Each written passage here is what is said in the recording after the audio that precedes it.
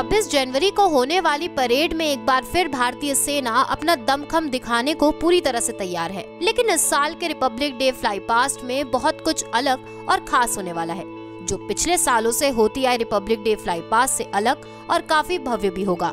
अगर आप भी हर साल 26 जनवरी को होने वाली रिपब्लिक डे परेड देखने के लिए उत्साहित रहते हैं, तो चलिए आपको पहले ही बता देते हैं कि इस बार की परेड में क्या खास होने वाला है। 26 जनवरी का कार्यक्रम 4 दिन तक चलता है और इसमें सबसे आखिरी कार्यक्रम बीटिंग द रिट्रीट का होता है।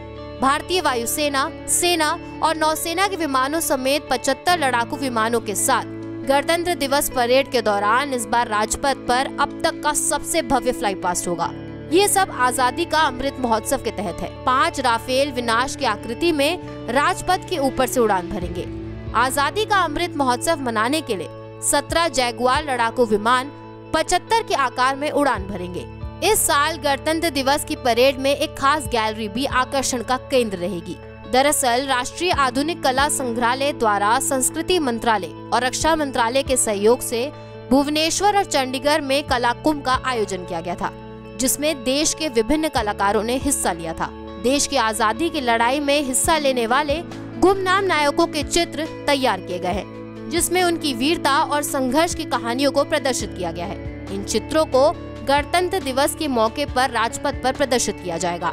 भुवनेश्वर और चंडीगढ़ में 75 मीटर के कुल 10 स्क्रोल कैनवस पर चित्र बनाए गए हैं, जिनकी कुल लंबाई 750 मीटर से भी अधिक है। स्क्रोल्स को गणतंत्र दिवस 2022 के मौके पर राजपथ पर कलात्मक रूप से प्रदर्शित किया जाएगा। इसके अलावा इस साल की होने वाली परेड पर कोई विदेशी मेहमान मुख्य अतिथि के तौर पर शामिल नहीं होंगे। कोरोना महामारी के कारण इस वर्ष गणतंत्र दिवस पर मध्य एशियाई देशों से कोई विदेशी मुख्य अतिथि नहीं होगा।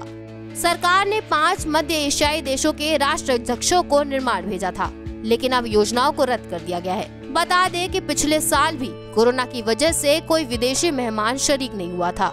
जहां तक गणतंत्र दिवस की आमंत्रितों की सूची में कौन कौन शामिल है उसकी बात करें तो निर्माण श्रमिक, सफाई कर्मचारी, अग्रिम पंक्ति के कार्यकर्ता और ऑटो रिक्शा चालक शामिल होंगे। गणतंत्र दिवस पर होने वाली परेड पर कोरोना का साया अब भी मंडरा रहा है। इसके चलते पहले परेड रूट 8.3 किलोमीटर होता था, वो अब घटकर 3.3 किलोमीटर ही रह गया है। मतलब परेड रूट 5 किलोमीटर कम कर दिया गया है। हालांकि परेड के बाद निकलने वाली झांकियां लाल किले पर जाकर ही खत्म होंगी। इसके साथ ही गणतंत्र दिवस समारोह की शुरुआत के समय में भी बदलाव किया गया है। इस साल 26 जनवरी को गणतंत्र दिवस समारोह आधी घंटे देर से शुरू होगा। गणतंत्र दिवस की परेड जो हर साल 10 बजे शुरू होती है, इस साल सुबह 10:30 बजे से शुरू होगी, क्योंकि कम विजिबिलिटी के चलते फ्लाई पास नहीं दिख पाता था।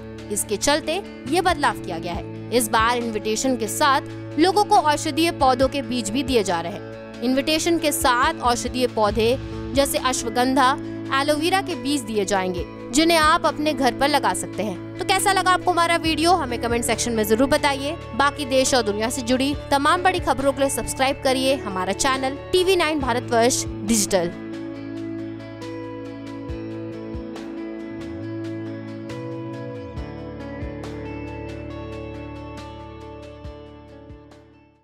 अड़ी सोमवार से शुक्रवार शाम 6 बजे सिर्फ TV9 भारतवर्ष पर।